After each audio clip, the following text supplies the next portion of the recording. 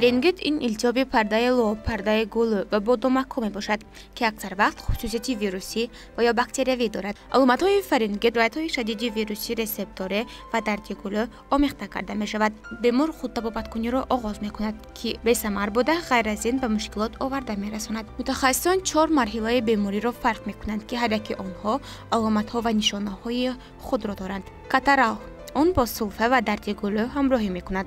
Донача он дар эҳсоси гулӯ ғашиш пайдо мешавад. Туберкулёзҳои хурди лоб, пардаи гул андозаи худро зиёд мекунанд. Чирк бо доғҳо илтиҳоб карда мешавад. Дабдабанок лавҳаи чирк ва захмҳо ба назар мерасанд. Ва охирон атрофия он ба атрофияи бофтаҳои гулӯ оварда мерасонад. функсияҳои фурӯбарӣ қариб ки ғайриимкон мебошад. Дар аломатҳои аввалини беморӣ шумо набояд тардид кунед.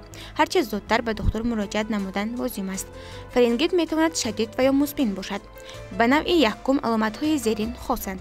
ғайр аз аломатҳои дар боло қайд шуда, аломатҳои асосии фарингит ин дард ва хушкии гулӯ, овози кӯтоҳ, баланд шудани ҳарорати бадан ва васеъ шудани гиряҳҳои лимфа мебошад. Ташхис ва табобати фарингитро духтури махсус мегузаронад. барои муайян кардани ташхис як қатор омӯзишҳои лабораторӣ истифода мешавад. дар асоси натиҷаи таҳлил ва муоинаи бемор режими табобати фарингит интихоб карда мешавад. интихоби терапия инчунин аз сину соли бемор вобаста аст.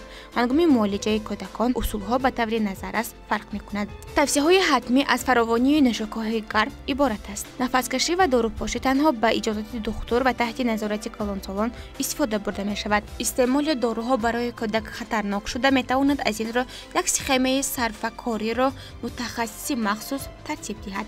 дилноза худойдодова, Кароматулло Нуров барои барномаи Файзи Саҳар.